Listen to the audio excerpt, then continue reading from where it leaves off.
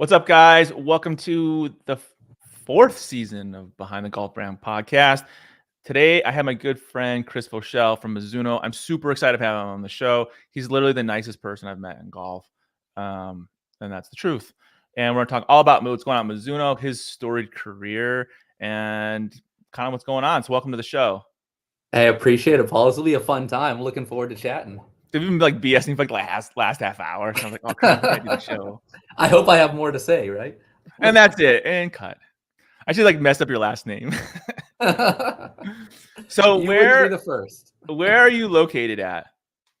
So Mizuno's office is in Norcross, Georgia, which is, I'd say, from like the heart of downtown Atlanta. It's like 30 minutes north. I grew up in that area. I grew up in northern Atlanta, kind of left for a couple of years to go to school and then have been back for a number. So yeah, we're one of the few golf companies that is not over on the West Coast, but we like it over here. It's kind of cool that you guys are in Atlanta. Like you wouldn't think that, it's like how, Ping's in Arizona. It's like everyone's either, well, pretty much everyone's in California, it feels like, Right. Well, what's an interesting thing, because it's like, it was for the longest time, it was Mizuno, Srixon, and Bridgestone. Like the three Japanese companies were all in Atlanta, which seems a little bit odd. It's like just that much farther from Japan. But for some reason, like all the Japanese companies kind of located here. I know Srixon has since moved its headquarters.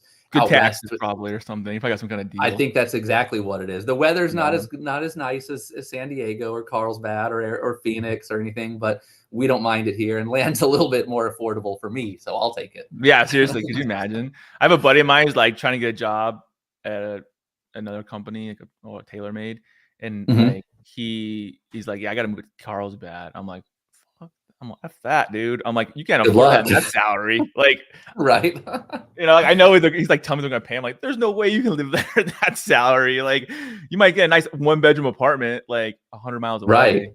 It's amazing. Like, I get it if you're born there and that's what you're used to, like that's what prices are. I get it why you'd stay there 100%. But to move to California is like a scary proposition, especially from the South. Like everything here is so cheap. Really? Arizona's kind of turning into like California light, like in the last. I believe that. I mean, it's like they can buy a mega mansion here, sell their dinky house there, buy a pretty nice house here, but. So are you like a professional golfer, or like how did you get into golf? No. So, I mean, my intro to golf was my dad. He was a golfer. He played in college. He played at what's now VCU up in Virginia. So he grew up in that area. My whole family's from the Southern Virginia area. And it's kind of funny because I've got 2 older sisters and a younger sister. I'm the only son of 4 kids. And it's like, as soon as the sun came, my dad's like, great, I got a golfer now. So it was like, we were dialed in for golf. So from the get-go. So that was really my introduction. And it's cool because my dad was always a kind of a golf gearhead. I remember so distinctly, like as a kid, our basement was full of dad's golf clubs. Like he had a ton of clubs. And then our Saturday morning ritual is we would go get hotcakes at McDonald's and then go over to the golf warehouse and like look at clubs. Like that was kind of what we did. That was our thing. So that was really my introduction to golf, and it's just been a passion of mine ever since I started when I was like 10. Well, I bet your dad loved it when you got the job at Mizuno. Oh my gosh, he really did. It was one of those things. So he was a guy who he worked in the check printing industry for the longest, like literally from out of college until he retired. And it was always, I mean, he was great. He was very successful in the industry, but it was never like a passion. It was never a fun thing. Yeah. So the second I told him, it was like when I graduated from college, I was looking at different places. I had a job offer over here, but I was waiting to hear from the club company. And I was like, whoa, I'm not taking this yet. I want to hear this. And he was a little bit like, oh, well, you got a job here. You should do that. And then the second, like, Mizuno. What was the job? What was the job? I'm trying to remember exactly what it was. Oh, man. This was something like boring. You're like, it would have been a boring job. It would not have been one that I like. It would have probably paid well. Talking about, I promise you that. Yeah, now it's like, oh, my son works at Dairy Queen or whatever. I don't really know. I do have a kind of a funny story, like along those lines of like when you graduate, or like when you're first in the job, when the golf industry, like you can't wait to tell everybody, like anyone who talked to, guess what I do? I design golf clubs. Like I do that. Well, and then, so this was like in the early mid 2000s when like poker was so massive, I like remember bar that. poker and all that stuff. Yeah. So my routine was Monday night, I would go to this place and play poker. Tuesday night, I would go to this place and play poker. And just like, you eat dinner, hang out, do whatever, talk to the people, get to be friends with everybody. And I remember like one of the first times I said, oh yeah, I designed golf clubs for Mizuno. And then the person just would not leave me alone, like for the rest of the night. And the next week, the person just bugged the crap out of me. Like all he wanted to do was talk about golf, and all I want to do was not talk about not talk about golf. You want to get away from yeah. it for an hour. So it was like my evolution with the company and like working there is I used to tell people I design golf clubs. Then I said I worked in the sporting good industry, and then I said I worked at Sports Authority. Like, I work at Shields. I just started saying, yeah, I work at a retail shop, and then people would stop asking me questions. So they're gonna ask you even more, like, oh, can I get a discount? Yeah, exactly. So it was kind of fun. So you grew up, did you play like high school golf and all that too and everything? I did. So I went to a really small high school. It's gotten bigger now, but it's called Wesleyan up on the north side of Atlanta. It's amazing. It's literally like a par 4 away from Mizuno's office, which is kind of crazy that like I'm still right here. But it was a middle school and lower school that was kind of expanding up. So I was the second graduating class around there and stuff. Yeah, so it was a tiny school. I was in a class of only 26 graduating, which was crazy. It was like 1/500th of my class. The cool thing about that though is like the school was forming, so you could kind of start things. So myself and a couple other guys like put the golf team together. So that was kind of one of the cool things was, yeah, I played golf all through high school, kind of was the inaugural golf team. And then as I got older, we got some freshmen behind us and sophomores behind us that got good. Like we were trash early on, but we got to be pretty decent. You have free golf though, so that's okay. Yeah, and Wesleyan is now spitting out some really, really good players, which is neat. But yeah, I played golf in high school and then went to college. Was not on the team there, even though where'd you go to college? Say what? Where'd you go to college? I went to Vanderbilt up in Nashville. I remember that. So yeah, there's where's I got my little star right there. So I was the team at the time.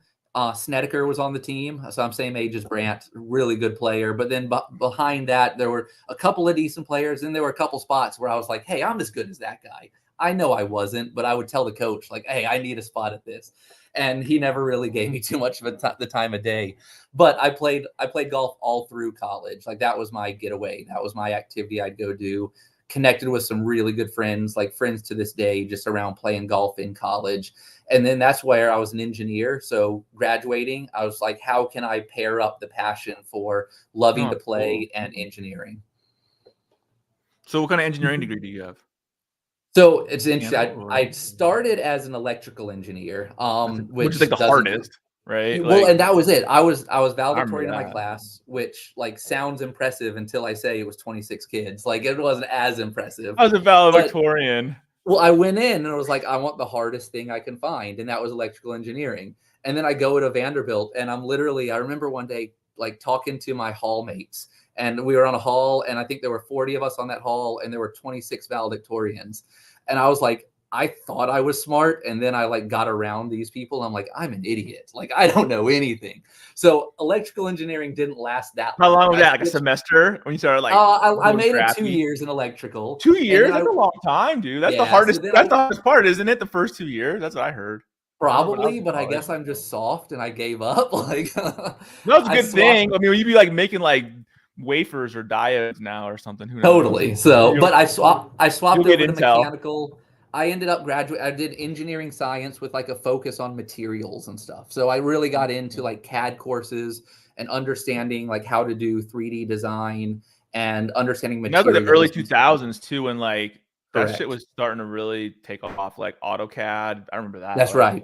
Like nobody had that. Like and that was cool. Like it was neat that was a program that was offered. Like I took a bunch of like AutoCAD courses at the time, which it's a little bit different than like it didn't translate directly to the CAD program that we used at Mizuno, but you have the basic like but you understand how to think in 3D. Just like a different button does the same job. Exactly. Right. So yeah, that was kind of my intro, and then I think my actual like intro to Mizuno was kind of funny, where this was How'd you get again, your we're job at talking Mizuno? I well, want we're to hear talking early 2000s, like monster.com was the thing. Like that's where you looked for jobs. that. And Dude, I think I did that too. monster.com had a Yeah. posting for a golf club engineer at Mizuno. And you kind of go through the Back in Atlanta, you're like, what? yeah, but you go through the job description. It requires a master's in this, 10 years experience in this, blah blah blah. So and like all of these things that Like you I'm do not even not even close come to close to having. Yeah, coming. I'm a kid who knows a little bit of AutoCAD, who has a basement full of golf clubs at mom and dad's house. Like that's the extent of my Hey, like hey, what I bring to the table. and you play So golf and I play too. golf. But I put in an application anyway. Sent in a resume, and like a month went by, and then I got a response from a guy named Masao Nagai. And Nagai-san is the Japanese engineer who basically established Mizuno USA's R&D department. So we'd Oh always had wow, one in Osaka, Japan, and he yeah, said, because the US market is so big, we need to expand and become more global, not just Japanese.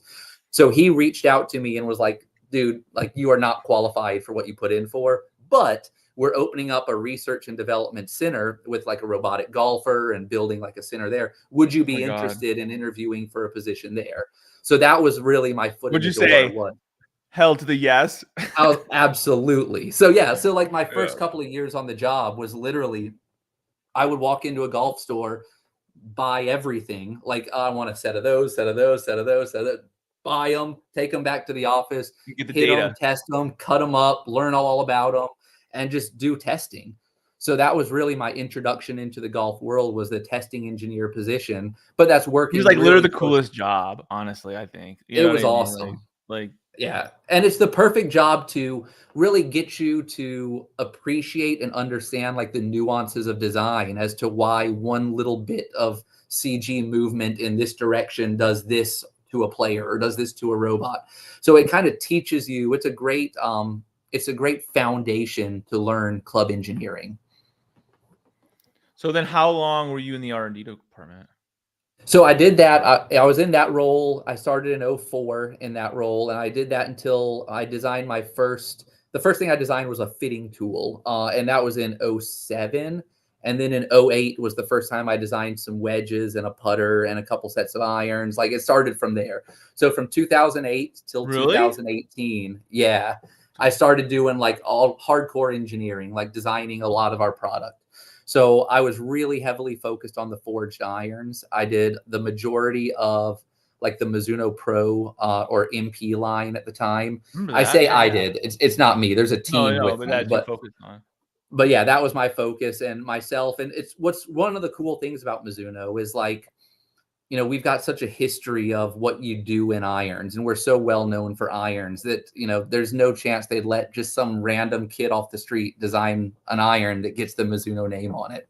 So the way it kind of worked is you would have an engineer in the US, an engineer in Japan, and the two of you would work kind of hand in hand on a project.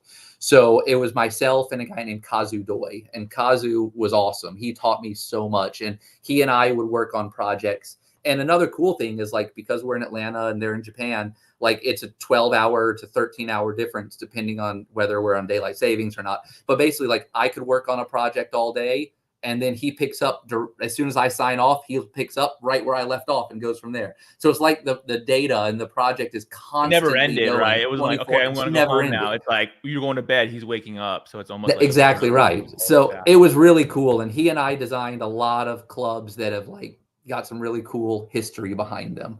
So I did that until 2018. And in 18, 19, somewhere in there, my role kind of shifted a little bit to where I'm now working with the R&D team, directing a little bit of the product of where we need to go and what we need to develop. So still talking to the engineers, looking at the shapes, doing hit tests and stuff, but a little bit more of a marketing and sales and business spin to it. So kind of understanding the market.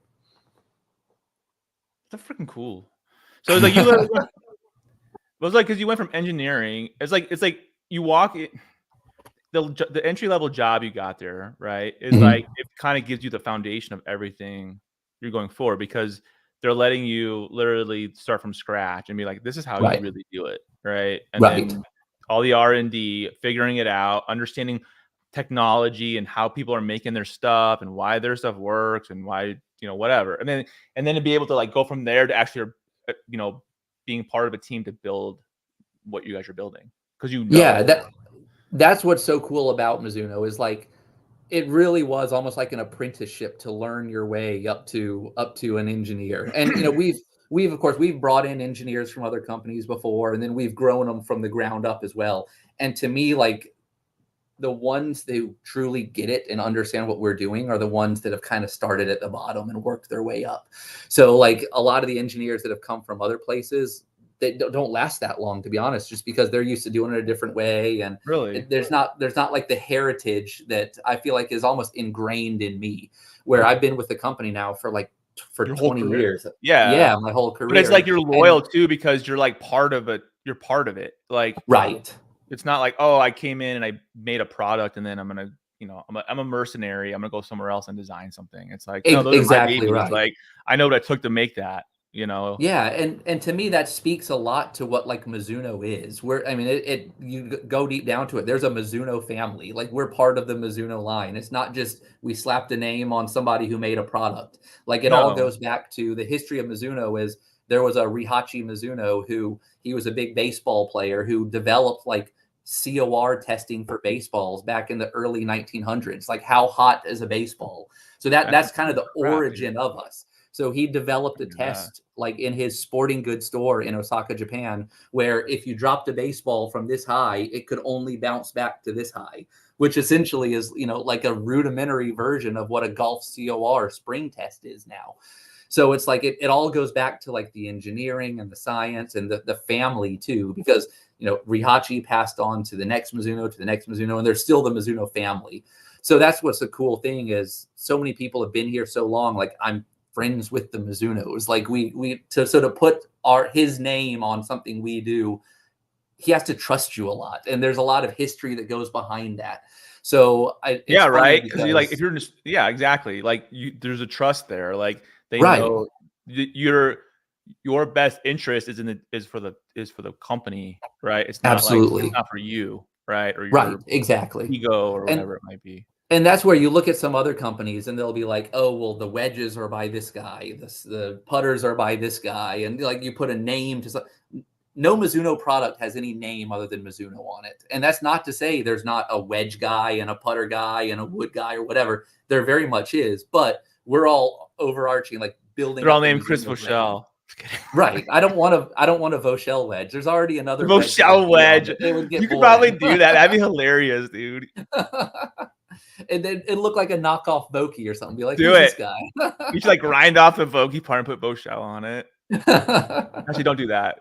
But no, don't do that. Do it one of your wedges. That's freaking cool. Like, I knew, because it's like hard, because Chris has had so many different roles at the company that it's like when I was telling my wife today, I was like, oh yeah, I'm talking to my friend Chris, from Mizuno. She's like, what does he do? And I was like, well, it's hard to explain, like, because I know what he does now, but I know his history. So it's like, I can't say I don't know all of the in between, right? Like, I don't know how you got from A to B, because A to Z, it's like, because they're completely different, so now it's like you're.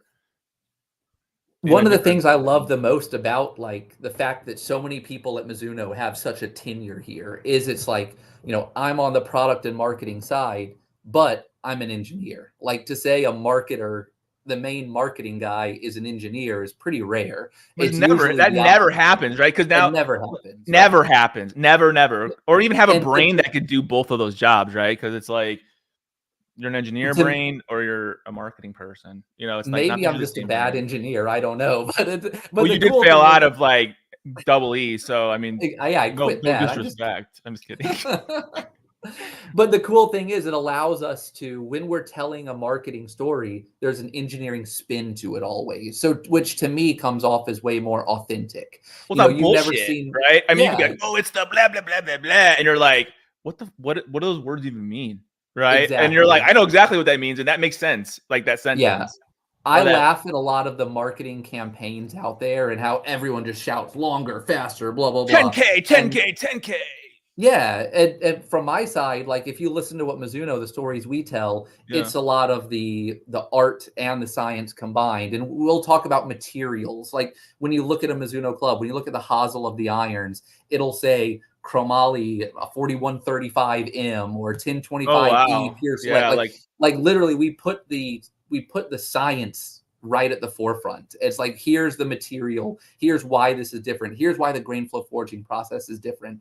So our stories are a lot different. They're based around manufacturing, engineering, productivity, stuff like that, as you feel like opposed that's to a just really big disconnect in.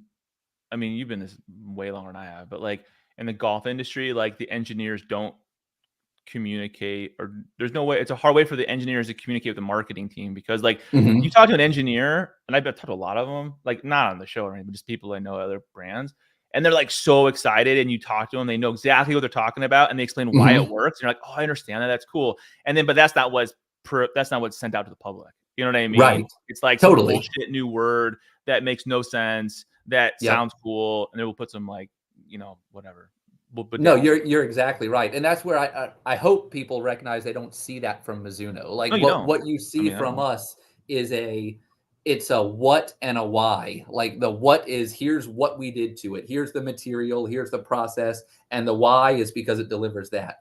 If from everybody else you get a ton of just loud, bold claims, and trust us, there's something in here making something magical happen, as opposed to kind of explaining what we're doing.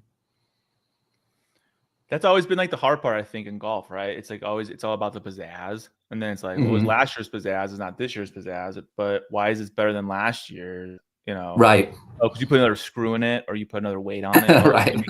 it's like, I don't know. I think that's why golfers distrust the industry, right? They know it's bullshit. They Absolutely. know it. Everybody knows it. They're like, oh, that ball's gonna go farther. It's like, does it now? What's Like, funny is it's almost like the easiest way to tell that a company did not change much is if they made all the colors and names way different. It's like, well, we got to come up with something to tell why this one's new. And oh, we'll change this name to that. And it was green and now it's blue. Like they'll literally change something. So you're like, oh, that has to be new and different. When in actuality, it's a lot of like, slow progressive movements. Where on our but do you side, see like that with irons though? Like in the irons and wedge line a lot? Or I a know little mainly you bit definitely see it in drivers for for 100%, sure. right? For sure. Balls, I mean, a little bit, but not really. I mean, it's Yeah, people, the claims in balls aren't as bold, but like on the iron side, there's some yeah, companies who are very, I'd call it not evolutionary as opposed to revolutionary, where the next one is an evolution on the last one. And I think you see a lot of that from Mizuno, where we'll evolve a family and we'll evolve it to get better and better and better and better.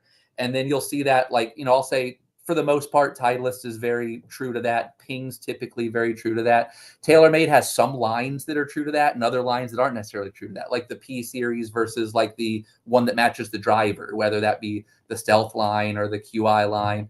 Callaway, kind of the Apex line is a little bit more evolutionary, where their Rogue or Paradigm line, they try to tell bolder claims and stuff like that. So it's interesting how you can look at different families and different companies speak in way different terms. But like for us, you look at like the evolution of JPX. We've had our JPX line going back for almost forever. 15 years, and it started with 800, 825, 850, whatever. Like there have been subtle changes within it, But you can but explain what just that is. Like, oh, what do you change in these two absolutely series? Oh, we did this, this, and this. Okay. right. Not like, oh, we calling it the new whatever line. It's like, no, it's Right. just another iteration of that. And Well, to that's how me, cars work, right? When they update cars, it's like it's the same car, but just absolutely. did something different. To me, that's all about like being trustworthy. When you read about like, customer retention and stuff like that, I think Mizuno and Ping are the two that are known as having like the highest customer retention, because it's like I trust what I'm getting. So Like by instead lifetime, of just like my yeah, dad still plays ping. right. No, Once not you to say get you guys, someone in there, but he had like yeah. ping red eyed twos. You know what I mean? Like, I remember as a kid, Mhm. and like he buys clothes every 20 years. So it's like Right. it's And I yeah, think that comes from being evolutionary and saying, yes, we're making jumps every single time. We're making improvements, but what you knew and what you liked about the last one is still there. Like we're not just trying to reinvent the wheel every single time. that's crazy. You're like the freaking golf whisperer guy. Like, you probably know, like, I mean, honestly, if anybody knows, you probably know about every brand and every iteration of every club and what the little thing was. Like, oh, I know that whatever, that slogan is bullshit. Whatever that was. Like that was actually the bop bop bop bop bop club when they just add another weight on it or they painted it red or whatever. One of the things I love to do is You should be like an anonymous blogger. I thought about that one time. I actually talked to a website one time about being something like that, and I decided it wasn't a good idea. Just No, because if it got leaked, it would just be bad for it like would be bad. everything. If you're like, yeah, they're like, oh, because he's a Mizuno, that's why he's talking like that.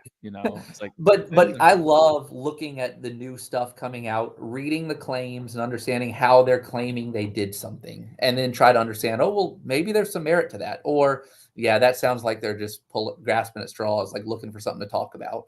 So you can definitely, like, the more knowledge you know and the more club engineering knowledge you know, it's easy to say, oh, well, they just did this by doing that. Like, to me, like the 10K discussion is a really interesting discussion because there's very positives of a 10K MOI, but there's also some very negatives to a 10K MOI. And it's like, we'll just shout about the positives and ignore all these and make, there's give and take in everything in club engineering, and it's all about understanding that and understanding fitting.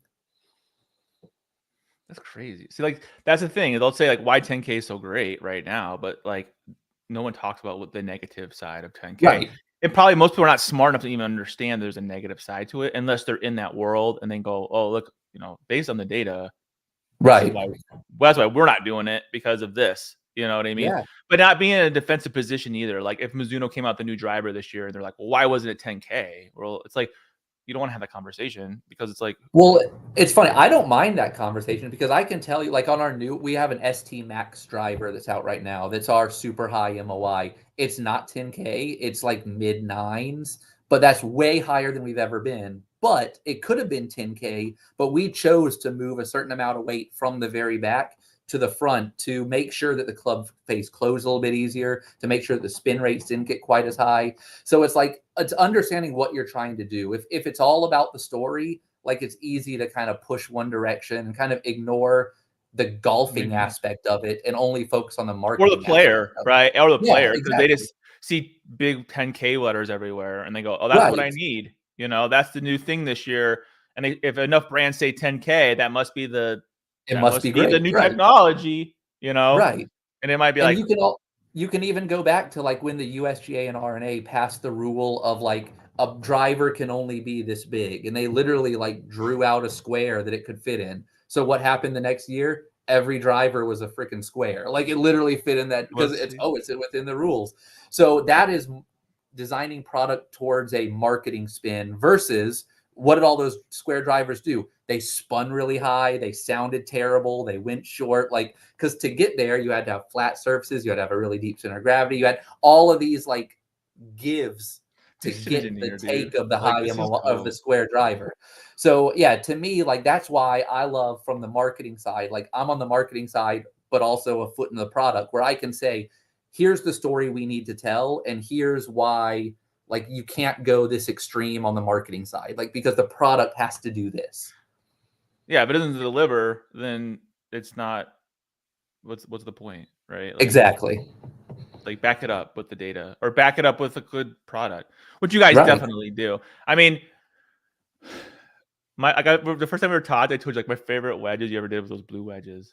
Those wedges. Oh yeah, dude. You want a funny story about that? Yeah, I do. I remember. So this was our first blue wedge was the S18 wedge, which S18 came out in 2018. Like, that's how creative we are in our naming. So it was literally, I remember sitting in a meeting. This was in Osaka, Japan, at the Mizuno headquarters. We had done like back in the day, we had a wedge called the Raw Haze, where it was like an oil can finish. We'd had a black onyx or black ox wedge. We'd had some like some grayish black nickel and chrome, and we would always do a light and a dark. That was kind of the norm. And I remember presenting in a meeting, I was like, why don't we do one in blue, like, just for something different? And I essentially got, like, I don't want to say laughed out of the room, but everyone's like, okay, next topic. Next idea. So we did not, and that was for the wedge before S18. So then fast forward 6 months later, and in the Vokey kind of tour workshop, they did like a limited drop of like a kind of a bluish finish and sold them for like $600 each and sold out immediately. So the very next meeting, I was like, hey guys, remember that idea I had a while back? And so the very next wedge, we did the blue one. And it's amazing. It was always, if you look at like sales percentages, you would sell 70% of the light color, the chrome or the satin or whatever, and 30% of the dark color. The second we launched the blue, it flipped. It was 70% blue, 30% white. Seriously? So it's, oh yeah, like that quick, just because it was different. It's unique. And a wedge It looked cool is like, too. It looked really good, honestly. it looked cool. It's inexpensive enough and kind of something that churns through your bag fast enough that people will take a little bit of a risk and try something. Yeah. That's a Oh, little bit full set more of blue comfortable. clubs, you know, but if it's like, oh, my Yeah. wedges this year, it's like, Yeah, oh, exactly. whatever. So that was kind of a fun thing, but yeah, we've still had the blue wedge. We just launched a new blue wedge just a little bit ago, and it's killing it right now. Like, it's just a unique look, and it speaks to the Mizuno color. Like that's what we are. That blue, yeah, that blue color too. That's like your logo color. Totally. That's so freaking fun, dude. Man, I could talk to you for 2 hours, but he has to go. I already know this. I'm gonna have him back on the show though. I got a million more questions for him. Let's do it anytime. I Really? love I'm it. gonna have you I feel back. like, We gotta talk some more about other stuff. yeah, we'll do. I feel like we're just scratching the surface. We're We gotta barely do scratching the this. surface, but you have another meeting. I know. It sucks. I gotta be respectful of my guest's time. But No, I appreciate you though, dude. We got to do this more, and I we love do to. like this is cool because see, like this is why I love doing the show because I like hanging out and like talking dork, you know, and then be like, oh yeah, I remember that club, and then that club sucks, you know, and whatever. Been But doing it so long that we got stories about everything. I don't know if that's a good thing or a bad thing. yeah, but Good for a like podcast. my story's only 5 years old. Your story's gonna be like 20 years old. So you're gonna be like, I I remember know, back right? in this development. I'll be like, yeah, dude, I was terrible. I was hitting my Magique irons that my dad bought me that broke at the Nice. remember Magique, the knockoff tings? Oh yeah, Dude, I freaking knockoff snapped the face off that iron. I remember being in the iron and the whole face just snapped. It was like how do you snap a face, dude? It was crazy. That's like, awesome. Yeah, that's how poor I was. Like my dad's trying to glue it and stuff. Anyways, well, thank you for being on the show. We'll definitely have you back soon because I appreciate it. No, this is awesome. We have a lot more to talk about. I didn't freaking get to talk about all my questions I had. My hardline questions. We'll get to those. I'll do my Bill O'Reilly, whatever questioning. Who's the other guy on Fox News? I can't think of his name. Anyways, thank you for being on the show today. You guys, Mizuno makes really good stuff. You know it. I mean, their irons are phenomenal. Their wedges are really cool. They're not coming with any new drivers this year, right? That's what you were telling me before. Next year, probably. We're through with. We launched the ST Max earlier this year.